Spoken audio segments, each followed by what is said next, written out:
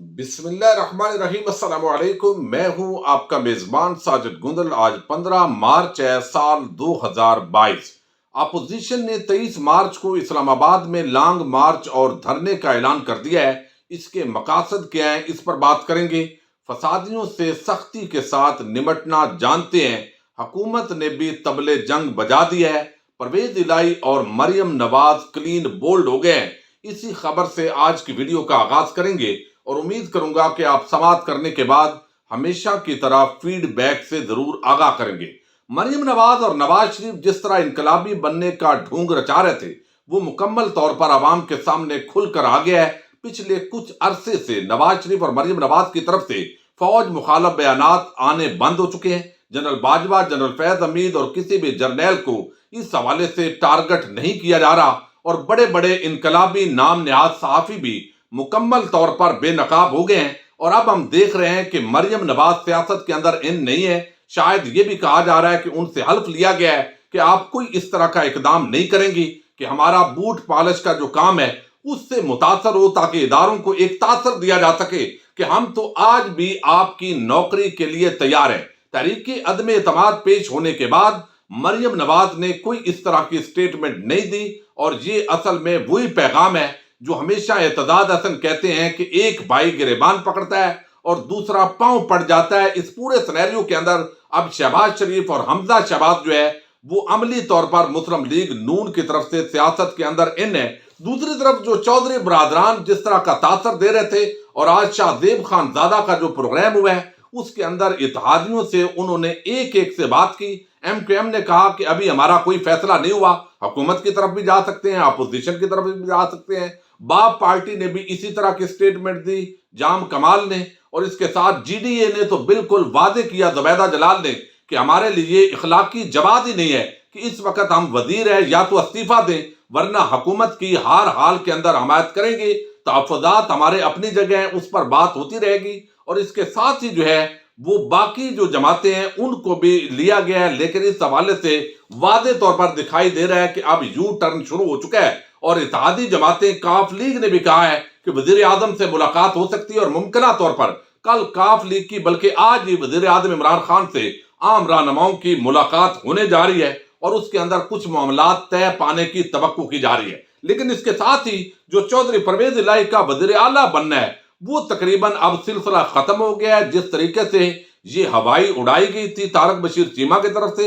उस पर वो भी अब यू टर्न ले रहे हैं। और इस पूरे मामले के अंदर अब इमरान गुराया, ये तर्जमान है हमजा शहबाज शरीफ के, उन्होंने इखबार नवीसों को बताया है कि अगला वजीर आला पंजाब हमजा शहबाज होगा।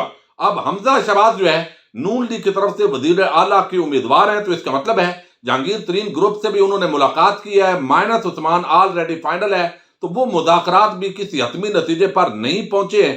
तो हमजा शहबाज उम्मीदवार होंगे, लिहाजा परवेज इलाही का पत्ता कट गया है। दूसरी तरफ एक दिलचस्प प्रोग्राम के अंदर जो ARY पर था और उसके अंदर जब सवाल किया गया मोहसिन शाह नवाज से कि अगला वजीर आला क्या परवेज इलाही हो सकते हैं या हमजा शहबाज होंगे, तो उस पर उन्होंने वही बात की जो हमेशा कही जाती है कि एक नंबरदार फौत हो गया और उससे पूछा गया कि ए नंबरदार फौत होने से पहले अगर आप फौत हो गया तो फिर कौन बनेगा। वो अपनी अम्मी से पूछता है कि अगर नंबरदार साहब फौत हो गए फिर कौन बनेगा, फिर उसका बेटा बनेगा, उसका बेटा फौत हो गया तो फिर क्या बनेगा।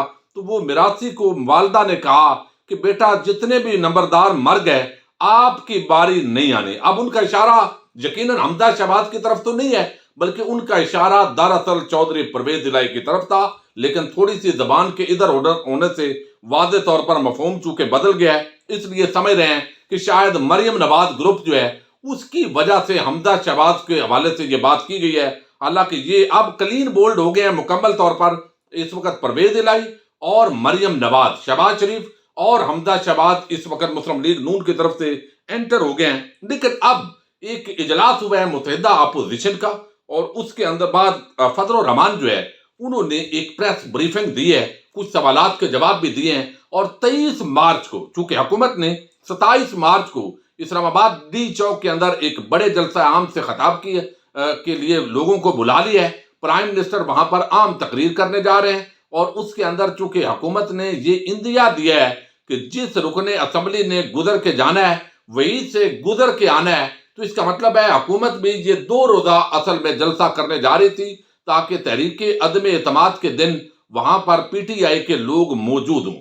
مسلم لیگ نون اور باقی جماعتوں کے لیے یہ بڑی پریشانی ہے کہ اس وقت عمران خان جہاں بھی جا رہے ہیں ان کا بیانیہ مقبول ہو رہا ہے، اور جس طریقے سے پہلے لوگ ہمارے ساتھ ڈیلیں کر رہے تھے، وعدے وعید کر رہے تھے، اب انہوں نے ریورس گیئر لگا لیا ہے کہ جس طرح نون لیگ کے ٹکٹ کی مانگ ایک وقت کے اندر کہی جا رہی تھی، اب تو پی ٹی آئی کا ٹکٹ اور زیادہ قیمتی ہونے جا رہا ہے۔ ایک طرف سارے جو ہے وہ ایک چور کا تاثر ہے کہ چور ڈاکو ہیں، اور دوسری طرف ایماندار ایک وزیر اعظم عمران خان ہے، تو اب اس وجہ سے ایک حواس باختگی بھی ہے۔ فضل الرحمان نے اس میڈیا بریفنگ کے اندر کہا ہے کہ ارکان کو اسمبلی میں آنے سے روکنے کی دھمکیاں دی جا رہی ہیں۔ پیپلز پارٹی اور عوامی پارٹی کو لانگ مارچ میں شرکت کی دعوت دے رہے ہیں، یعنی اے این پی کو پورے ملک سے بیک وقت لانگ مارچ کے قافلے اسلام آباد کے لیے روانہ ہوں گے۔ اپوزیشن ارکان تحریک عدم اعتماد تک اسلام آباد رہیں گے۔ ہماری اسٹریٹجی پچھلے لانگ مارچ سے مختلف ہوگی۔ لانگ مارچ کے شرکاء 24 مارچ کو اسلام آباد میں پہنچیں گے۔ ہم بہت کچھ کرنے جا رہے ہیں، ان کی چھٹی کا دودھ یاد کروا دیں گے، ڈنڈے کا جواب ڈنڈا اور پتھر کا جواب پتھر سے دیں گے۔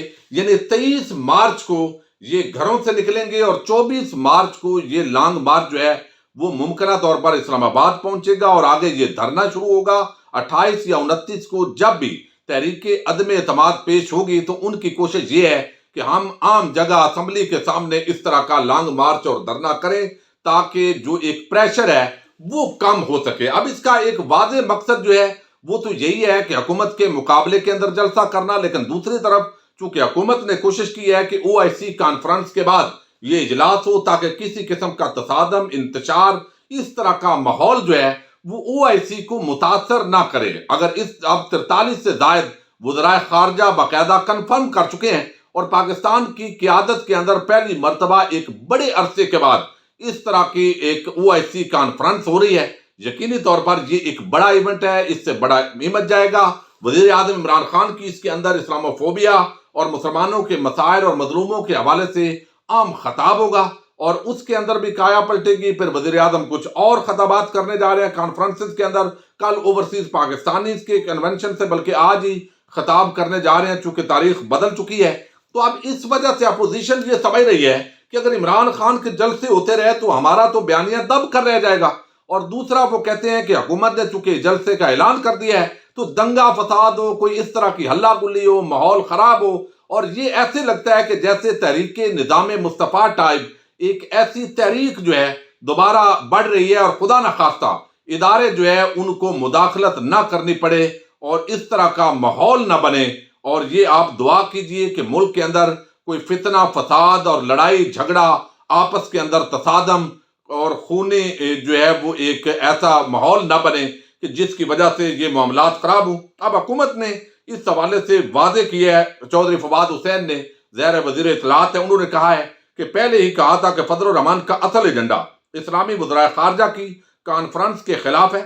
15 سال بعد اسلامی وزرائے خارجہ کانفرنس کا اجلاس ان کو ہضم نہیں ہو رہا، اس لیے 23 مارچ کو اسلام آباد بلاک کرنا چاہتے ہیں۔ جب پورا ملک یوم تشکر منا رہا ہوگا تو ہم فسادیوں سے نمٹنا جانتے ہیں، یعنی ظاہر ہے طاقت کا استعمال ہوگا، تو یہ بھی ہمیشہ طاقت کا استعمال حکومت میں حق میں نہیں ہوتا، اور خاص طور پر جب ہم دیکھ رہے ہیں کہ اس طرح کے ماحول کے اندر جب آلریڈی ایک ماحول سازی ہو رہی ہے، اور اس کے اندر جو ہے وہ ایک ایسا تاثر ہے کہ شاید میڈیا کے کچھ چینل جو ہے وہ بھی ملے ہوئے ہیں، ایک ماحول سازی کر رہے ہیں۔ ڈاکٹر شہباز گل کہتے ہیں لیں جی نکل گئی جے ہوا۔ اب یہ عدم اعتماد سے بھاگ کر پھر لانگ مارچ کی طرف نکل گئے۔ اب یہ بات طے ہو گئی ہے کہ یہ لوگ بندے پورے نہیں کر سکتے، اس لیے اب انتشار پھیلانے کی کوشش کر رہے ہیں، کیونکہ ان کے بیرونی آقا ہر صورت پاکستان میں انتشار پھیلاتا دیکھنا چاہتے ہیں۔ انشاءاللہ ان کو ناکام کریں گے۔ اب یہ حکومت کا اعلان ہے، ظاہر ہے ریاستی مشینری کا استعمال ہوگا، اور فضل الرحمان مدرسے کے طلبہ کو اگر یوز نہیں کرتے، نارمل اگر کارکنان آتے ہیں تو پھر تو عمران خان کے ساتھ کسی صورت بھی ان کا مقابلہ جو ہے وہ تعداد کے اندر نہیں ہوتا۔ ہم نے پہلے بھی اس کا نظارہ کیا ہے کئی مرتبہ، لیکن اگر مدارس کے طلبہ کو استعمال کیا جاتا ہے تو اس پر حکومت کو بھی دیکھنے کی ضرورت ہے۔